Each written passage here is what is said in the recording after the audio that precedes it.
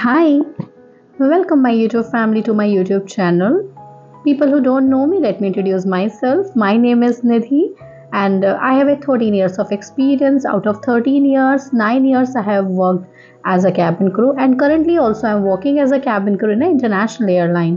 So many people have asked me about the job of cabin crew, how to be a cabin crew, what thing we should keep in mind before going for an interview, what cabin crew do on their layovers, what about their salary structure, what about their grooming guidelines, and the most important, what about the visa, because काफ़ी लोगों को नहीं पता है US visa के बारे में कि यूएस वीज़ा बहुत इंपॉर्टेंट होता है even for a cabin crew. लोगों को लगता है कि क्रू जो होते हैं अपने क्रू वीज़ा पे जाते हैं। यस, क्रू वीज़ा पे जाते हैं डिफरेंट डिफरेंट कंट्रीज़ में, बट जो यूएस वीज़ा प्रोसेस है वो थोड़ा डिफरेंट होता है। क्योंकि मेरा 2 दिन पहले ही यूएस वीज़ा का अपॉइंटमेंट था और मेरा इंटरव्यू भी हुआ था, तो मैं अपना कुछ एक्सपीरियंस आप लोगों के साथ शेयर करना चाहती हूँ।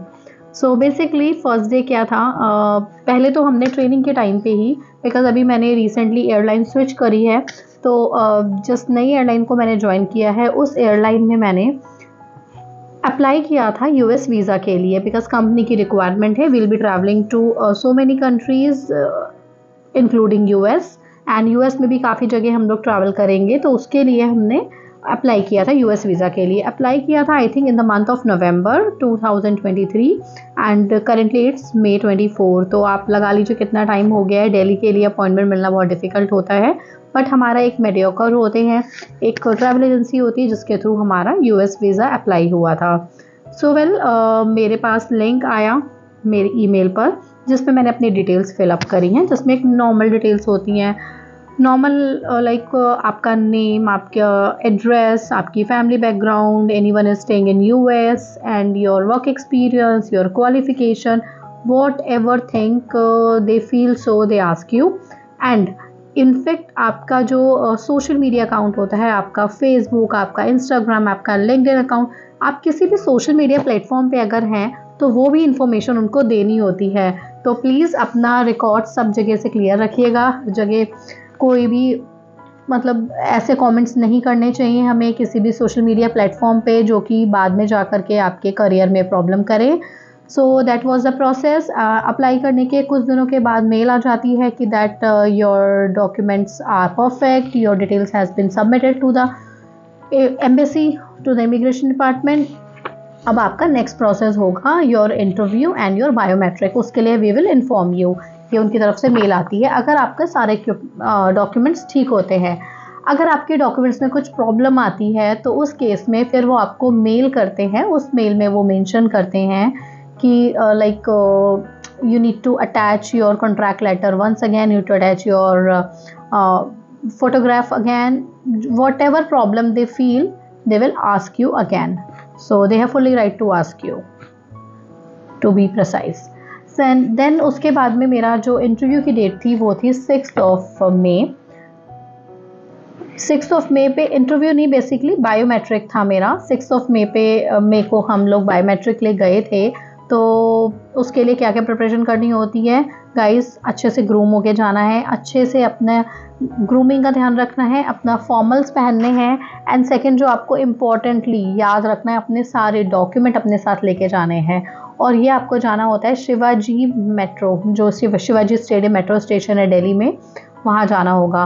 तो हाँ, एक चीज़ और है, आपको मेट्रो से उतरने के बाद मेट्रो स्टेशन एग्ज़िट करके बाहर नहीं जाना है, क्योंकि जो बायोमेट्रिक होता है वो मेट्रो स्टेशन के अंदर ही होता है। ये मेरे को थोड़ा सा प्रॉब्लम हो गया था क्योंकि मैं फ़र्स्ट टाइम गई थी और मुझे नहीं पता था। मेरे साथ में मेरी एक और फ्रेंड गई थी।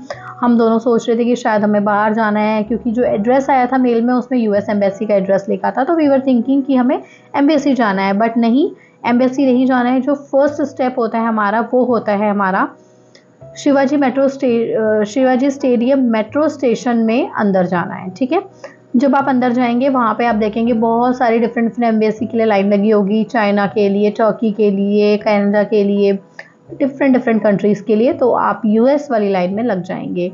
लेकिन अगर आप क्रू हैं, क्योंकि जो मैं ये बता रही हूँ C1D वीज़ा कैटेगरी के लिए बता रही हूँ, जो कि कैबिन क्रू के लिए चाहिए होता है, ट्रांजिट वीज़ा।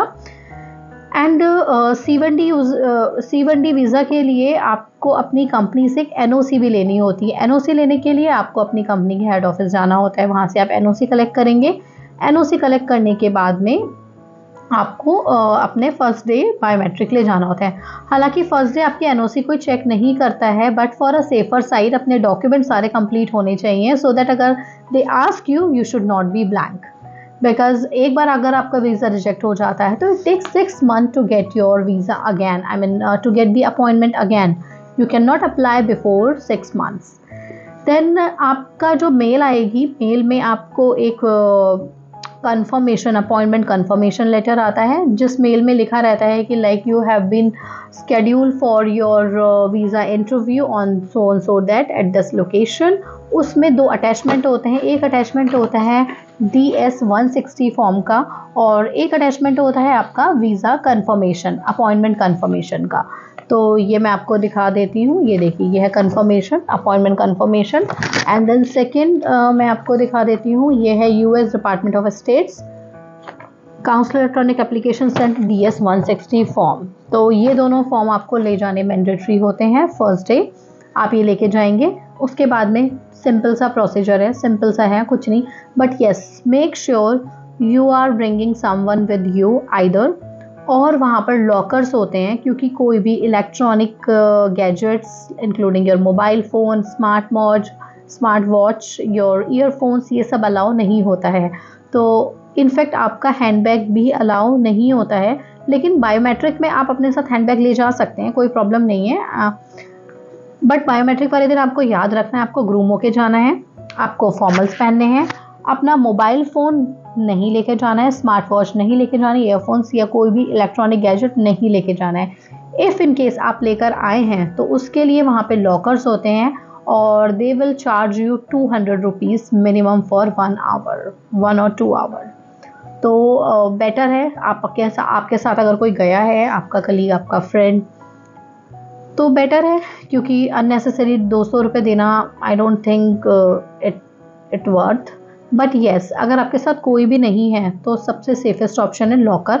बहुत सेफ़ रहता है, कोई भी इस तरह की टेंशन नहीं रहेगी कि आपका सामान गुम हो जाएगा, क्योंकि वो उन्हीं लोगों के लॉकर का अरेंजमेंट होता है, वहाँ पे आप अपना दे सकते हैं। तो लाइन में लगने से पहले लॉकर में अपना सामान डिपॉजिट करिए, फिर लाइन में लग जाइए। जब आप क्यू में चलते रहेंगे, गार्ड आपसे कहेगा कि आप, और हाँ, अपना पासपोर्ट, ओल्ड और न्यू पासपोर्ट, मैं आपको भी डॉक्यूमेंट्स की लिस्ट बताऊंगी क्या क्या इंपॉर्टेंट होती है, वो लेके जानी है। पहले मैं आपको नॉर्मली बता देती हूँ। आप गार्ड आपको वहाँ पे चेक करेंगे कि आप अपना लेटेस्ट पासपोर्ट और DS-160 फॉर्म लाए या नहीं लाए हैं, तो वो आपको एंट्री कर देंगे। एंट्री करने के बाद में एक बार फिर से सिक्योरिटी चेक होता है। सिक्योरिटी चेक में आपका बैग चेक करेंगे, then they will allow you to go inside.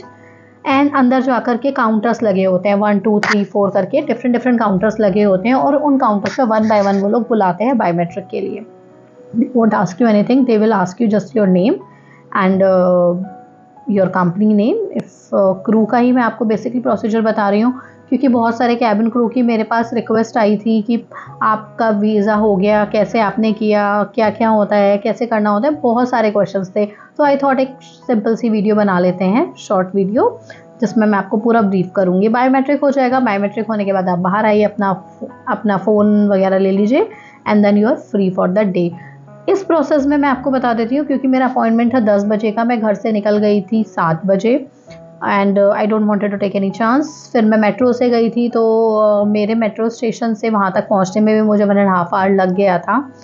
And then उसके बाद में आप फ्री हो जाते हो विद इन 30 मिनट्स और 40 minutes maximum, depending upon the line कि वो क्यों कितनी लंबी है। और फ्री होने के बाद थोड़ा रिलैक्सेशन मिलता है कि चलो फर्स्ट स्टेप क्लियर हुआ। उसके 2 दिन बाद ही मेरा इंटरव्यू था, वीज़ा इंटरव्यू। मैं बहुत ज़्यादा नर्वस थी, मुझे डर लग रहा था क्या क्वेश्चंस पूछेंगे, कैसा रहेगा, किस तरह का इंटरव्यूअर होगा। और US एम्बेसी में जाना है तो उनका एक्सेंट भी थोड़ा डिफरेंट होता है, US accent is bit different, difficult also. तो आई वॉज वेरी स्केयर्ड कि क्या होने वाला है, and curious also. I check with few of my friends. मेरी एक फ्रेंड थी, वो पहले दिन जाके आ चुकी थी, जो मेरे साथ बायोमेट्रिक ले गई थी, उसका मेरे से एक दिन पहले वीज़ा इंटरव्यू था।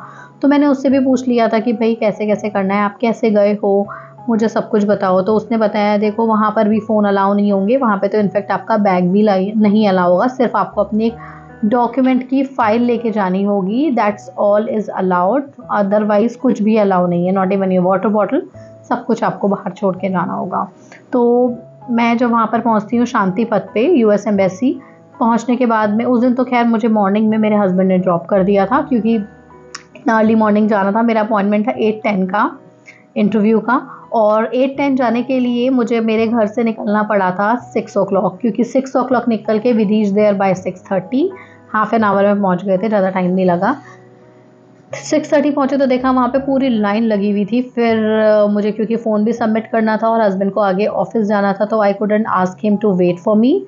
और वैसे भी वेट भी करते तो वहाँ पे कहीं पे पार्किंग या फिर गाड़ी पार्क करने की जगह तो है ही नहीं, वेटिंग एरिया भी नहीं है, you need to just drop and go, drop zone होता है वहाँ पे। देन वहाँ पे जाके मैंने देखा इतनी बड़ी लाइन थी, माय गॉड, लग रहा था पूरी दुनिया यूएस जाना चाहती है, सबका इंटरव्यू आज ही है।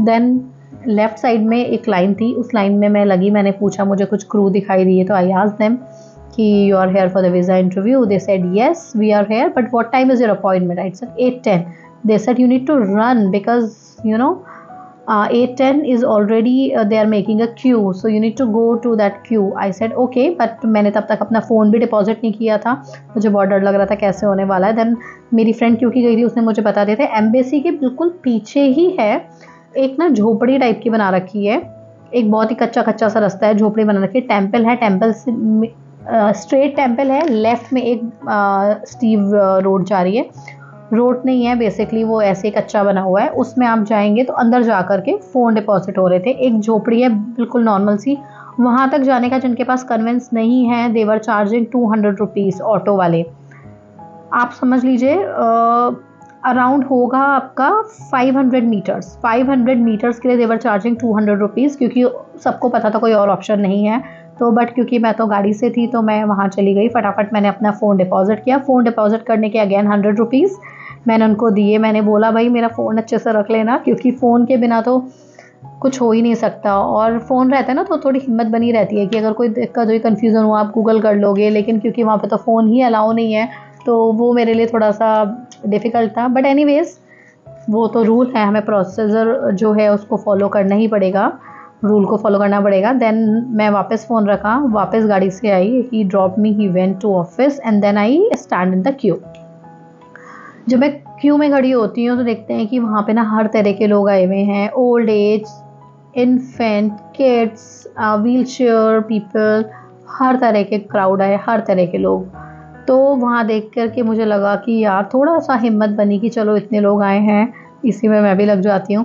8:10 का था मेरा सबसे पहला, बेस्ट रहता है अगर मॉर्निंग में मिल जाए, क्योंकि जितना लेट होगा ना उतना धूप बढ़ती रहेगी, और वहाँ पे कहीं बैठने का कुछ अरेंजमेंट नहीं है, वो कैंट एरिया जैसा एरिया होता है बेसिकली एम्बेसी का। अगर आप में से किसी ने देखा हो तो पूरा ग्रीनरी होती है एम्बेसी का, और सारी एम्बेसी लाइन से लगी होती हैं, और नीट एंड क्लीन एरिया होता है, तो अच्छा एम्बियंस रहता है बहुत।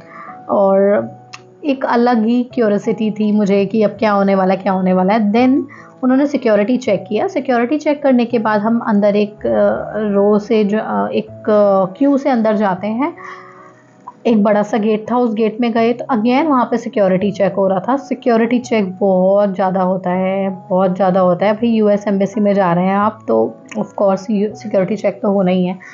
देन सिक्योरिटी चेक के बाद में हम अंदर एक रो वाइज बिठा देते हैं, रो 1 2 3 4 5 ऐसे करके 5-6 रोज थी। जो पहले जो आते जा रहे थे वो पीछे बैठते जा रहे थे, और जो आगे होते जाते थे वो अंदर जाते थे। तो पहले मैं आपको डॉक्यूमेंट्स बता देती हूँ क्या क्या इंपॉर्टेंट होते हैं कैबिन क्रू के लिए, अगर वो यूएस वीज़ा C1D वीज़ा के लिए उन्होंने अप्लाई किया है, जो उनको ले जाने मैंडेटरी है।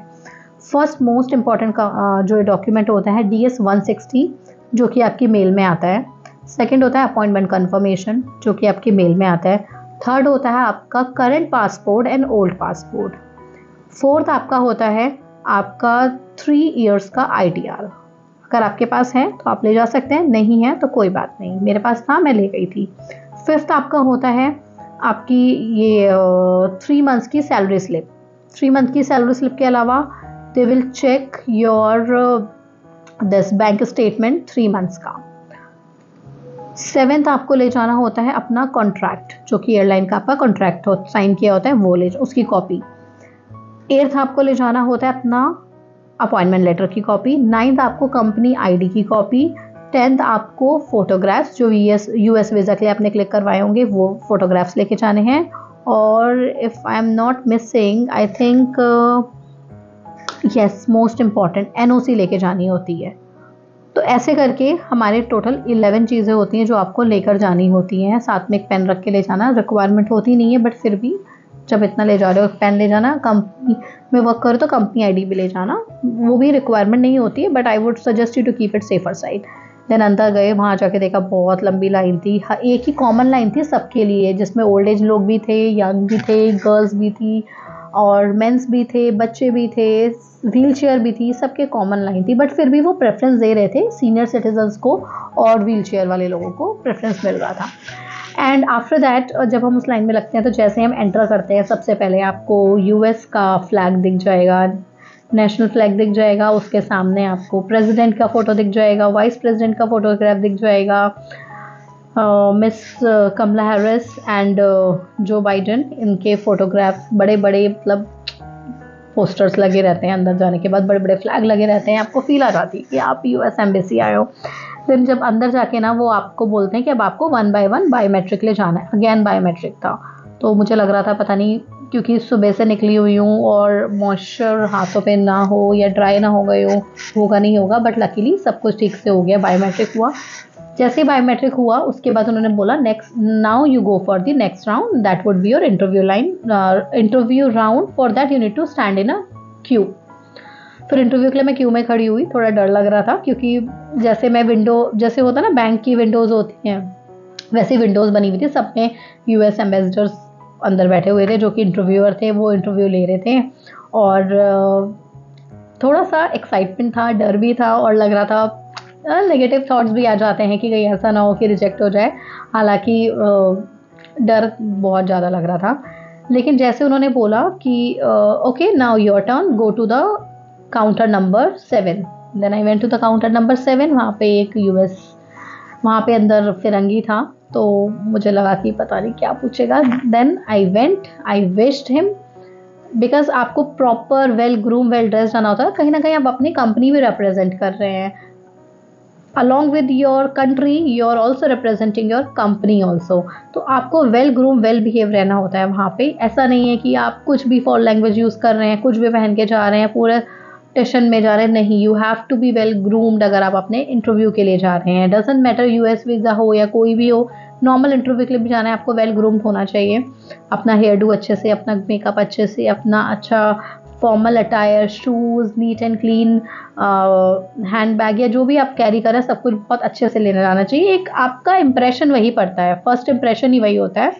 तो मैं गई तो आई wished him very good morning. He said very good morning Nidhi, are you working somewhere? I said yes, I'm working with so and so airline.